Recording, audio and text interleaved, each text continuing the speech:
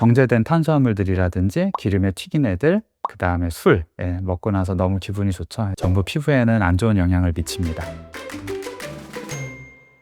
안녕하세요. 남궁선의 피부캐스트 천안휴먼피부과 남궁선 원장입니다. 오늘은 음식이 피부에 미치는 영향에 대해서 준비해봤습니다. 네, 요즘은 영향이 미친다고 잘 알려져 있죠. 예전에 제가 전공의 공부할 때까지만 하더라도 한 15년 전, 20년 전까지만 하더라도 음식이 여드름에 영향이 없다라고 교과서에 나와 있었고 그렇게 공부했었거든요. 근데 이제 졸업하고 의국을 나오고 나다 보니까 영향이 있구나 이런 것들이 밝혀져 있었고요. 수많은 연구 논문들이 나오고 있는데요. 여드름과 노화가 음식과 연관이 있는 것으로 밝혀져 있습니다. 일단은 결론부터 말씀드리면 맛있고 내가 즐거운 것들이 피부에 해로운 것 같습니다. 정제된 탄수화물들이라든지 기름에 튀긴 애들, 그 다음에 술, 먹고 나서 너무 기분이 좋죠. 전부 피부에는 안 좋은 영향을 미칩니다.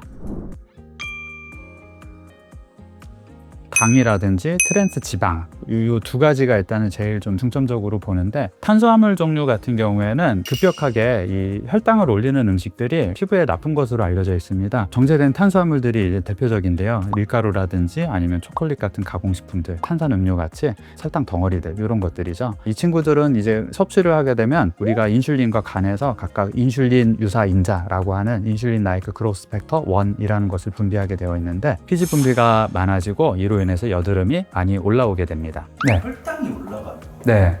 왜 안 좋아? 이게 혈당이 당연히 올라갔다 내려와야 돼요. 근데 문제는 이제 급격하게 올라가고 급격하게 떨어지는 우리가 혈당 스파이크라고 하잖아요. 이게 이제 문제가 되는 겁니다. 혈당이 순식간에 올라가게 되면 그때 이제 아까 말씀드린 인슐린이랑 인슐린 유사인자가 나오게 되는데, 얘네들이 문제를 일으키게 되는 거죠. 보통 음식을 드실 때 우리가 뭐 채소라든지 단백질 같은 거를 먼저 섭취를 하고 그 다음에 이제 탄수화물을 섭취를 하면 이런 혈당 스파이크를 어느 정도 막아줄 수 있거든요. 그래서 음식의 섭취 순서도 되게 중요하다고 얘기를 하는데, 이런 것만 조금만 이렇게 지켜주셔도 아무래도 여드름이 덜 올라오고 건강에 더 좋게 되겠죠.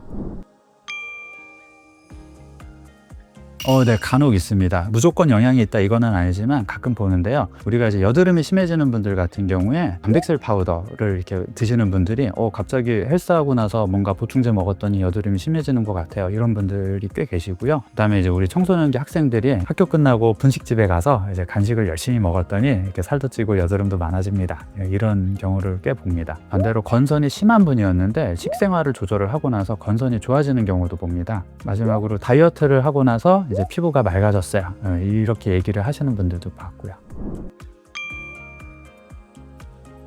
당연하게 사람마다 이렇게 안 좋은 음식들이 다 다릅니다. 사람마다 다르지만 제가 생각했을 때 좀 나쁜 거는 우리 치킨인 것 같습니다. 치킨에는 아시겠지만 양념치킨 특히 달달한 소스가 묻어져 있고 밀가루로 만든 튀김옷이 있고 그 다음에 식용유, 기름이 들어있겠죠. 좀 피부에 해로울 수 있는 것들은 성분들이 다 들어있기 때문에 가급적이면 치킨을 매일 야식으로 먹는 것은 우리가 삼가해야 할 것 같습니다.